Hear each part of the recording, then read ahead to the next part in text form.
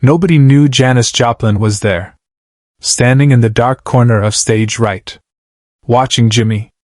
And when the concert ended, the 3 words she whispered became legend. Monterey Pop Festival. June 18, 1967. Late afternoon bleeding into evening. The kind of California light that makes everything look like it's already a memory. Jimi Hendrix was 20 minutes from taking the stage. Backstage was chaos. Bands everywhere. Equipment being moved. Managers arguing about set times. The smell of marijuana and patchouli and ambition thick in the air. Everyone knew this festival would matter.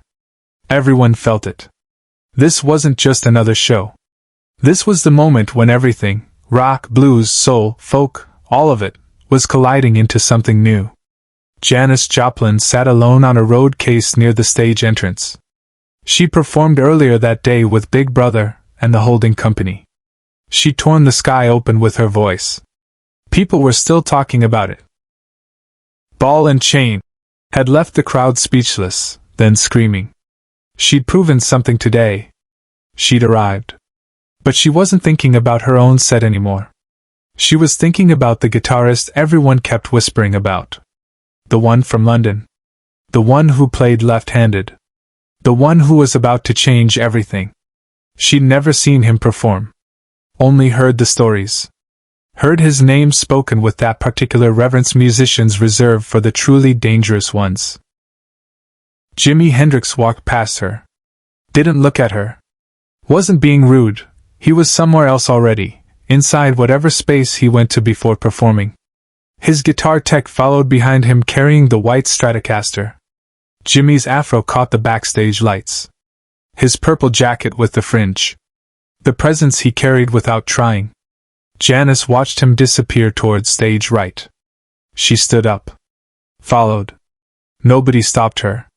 Backstage at festivals, if you looked like you belonged, you belong. She slipped into the wing area, found a spot behind a stack of speaker cabinets where she could see the stage but remain invisible. A few other people were there, photographers, crew members, hangers-on. But nobody paid attention to her. The stage was empty. Just the drums. The amplifiers. The microphone stand waiting.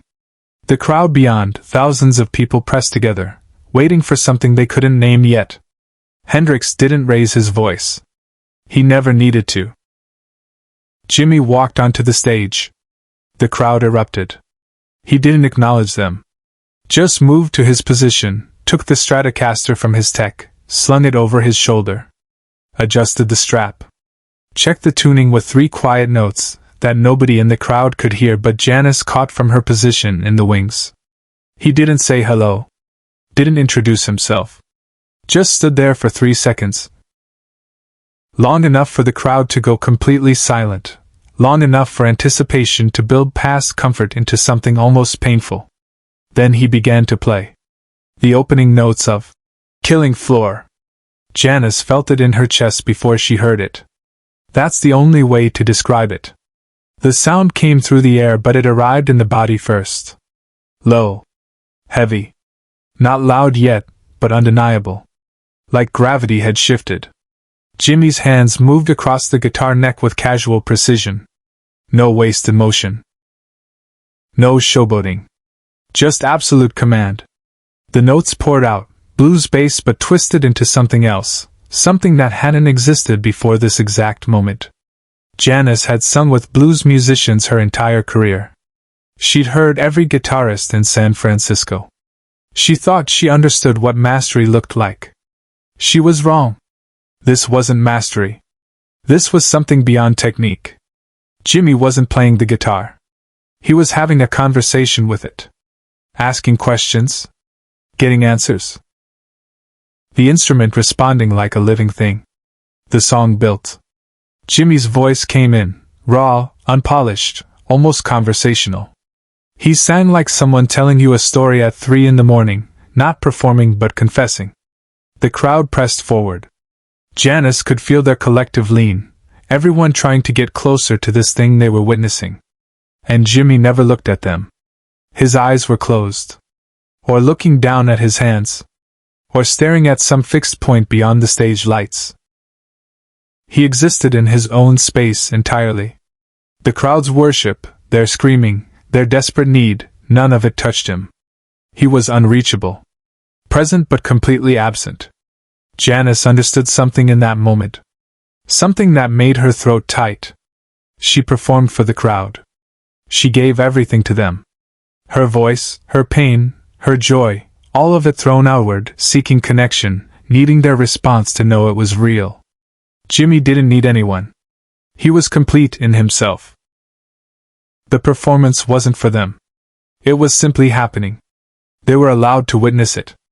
That was the gift. Not his need for them, but his willingness to let them watch. The song ended. Brief pause. Then straight into Foxy Lady. The crowd lost their minds. But Jimi's expression didn't change. Same focused calm. Same conversation with the instrument. The guitar screamed and whispered and laughed and cried in his hands, and he just stood there like it was the most natural thing in the world.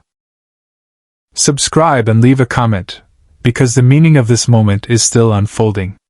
Janis didn't move from her spot in the wings. She couldn't.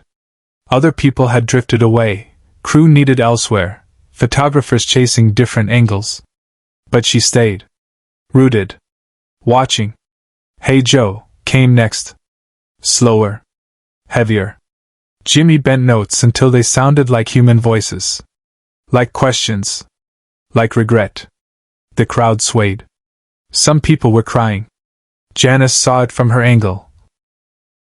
Faces in the front row wet with tears, not from sadness but from overload. Too much beauty arriving too fast. And still Jimi just played. No theatrics. No jumping around. Just standing there, fingers moving, creating sounds that shouldn't be possible from 6 strings and wood and wire. 25 minutes into the set, something shifted. Jimi stopped playing mid-song. Just stopped. Let the note hang in the air, then die. The band kept going for 2 beats, then fell silent when they realized he'd stopped. The crowd noise dropped. Confused silence. Jimi stood completely still. Guitar hanging from the strap. Head tilted slightly, like he was listening to something only he could hear. 30 seconds of silence. An eternity in performance time. Then, very quietly, almost to himself, "Let me try something." He repositioned his hands on the guitar. Played a single note. Let it ring. Bent it slowly upward, held it, released it. The note traveled through the air like something alive. Found every person in the crowd. Touched them. Left. Another note. Different. Lower. He built a melody from nothing. No song anyone recognized. Just pure sound, constructed in real time, each note placed with the precision of someone building a cathedral from individual stones. The crowd didn't make a sound. Nobody moved. Even breathing felt too loud. Janis felt tears on her face. She didn't know when she'd started crying. This wasn't performance. This was transmission. Jimi was channeling something through himself, through the instrument, into the world. He was a conduit. And everyone there, the thousands in the crowd, the few in the wings, they were receiving something they'd carry for the rest of their lives. In that quiet moment, Hendrix did something no one expected. He opened his eyes, looked directly at the crowd for the first time, and smiled. Not a performer's smile. Not showmanship. A real smile. Gentle. Almost shy. Like he'd just woken up and realized where he was and was slightly embarrassed by all the attention. The crowd erupted. Screaming, sobbing, desperate to return the gift they'd been given. Jimi nodded once, acknowledgement, not gratitude, and launched into Wild Thing. But he didn't play it the way anyone expected. He deconstructed it. Took the simple 3-chord song and turned it inside out. Made it ugly and beautiful at the same time. The guitar howled. Screamed. Jimi played it with his teeth for one verse, the strings vibrating against enamel, sound coming out distorted and wrong and perfect.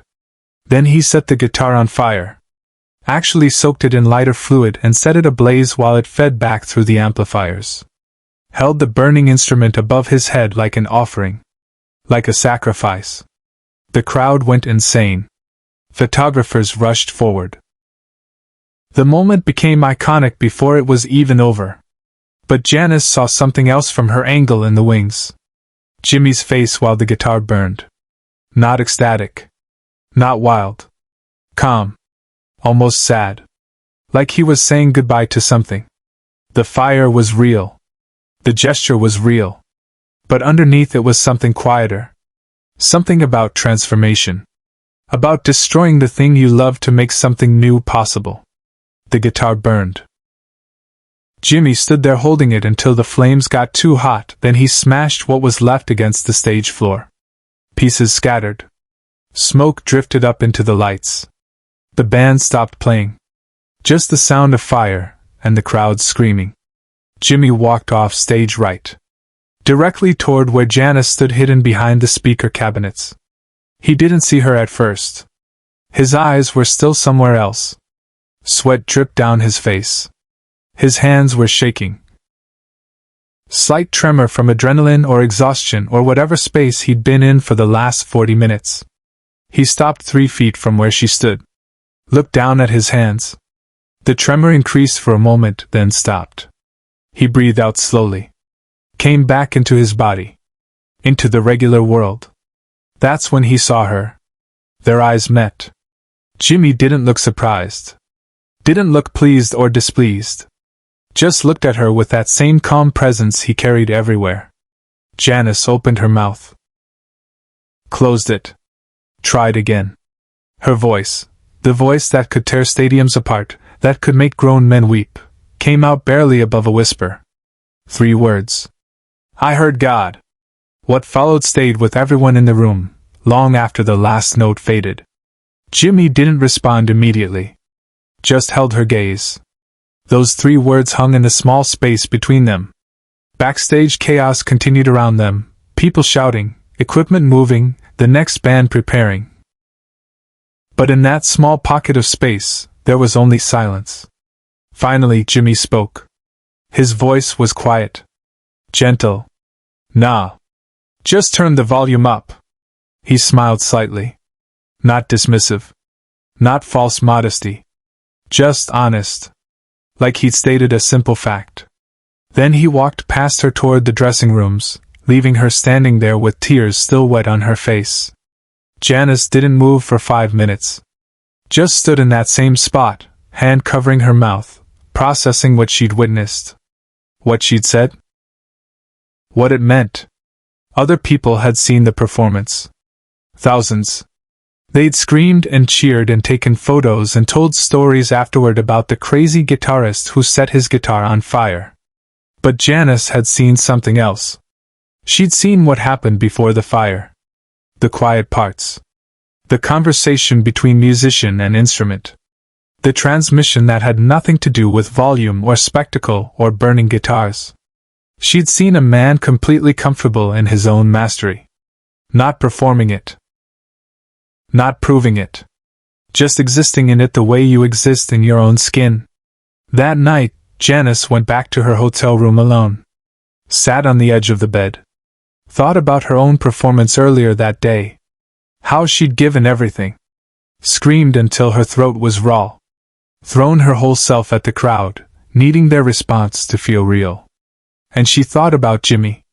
Standing there with his eyes closed. Not needing anything from anyone. Complete. Share and subscribe. Some stories deserve to be remembered. 3 months later, Janis was in a studio in Los Angeles. Recording. Piece of My Heart. The producer wanted her to scream more. Give more. Be bigger. She thought about Monterey. About Jimmy. About the 3 words she'd whispered. She sang it differently that day. Not quieter but truer. With space between the screams. Letting silence do what volume couldn't. The producer said it was the best take she'd ever done. Years later, after Jimmy was gone, after Janis was gone, a photographer found an old contact sheet from Monterey. Buried in the frames was one shot nobody had printed. Janis in the wings, hand covering her mouth, tears on her face, watching something beyond the camera's frame. The photo hangs in the Rock and Roll Hall of Fame now. The caption reads, Janis Joplin, Monterey Pop Festival, 1967. But the people who were there that day, the few who stood in those wings and saw what she saw, they know what that photograph really captures. The moment one artist recognized God in another, and understood she'd been looking in the wrong direction her whole life.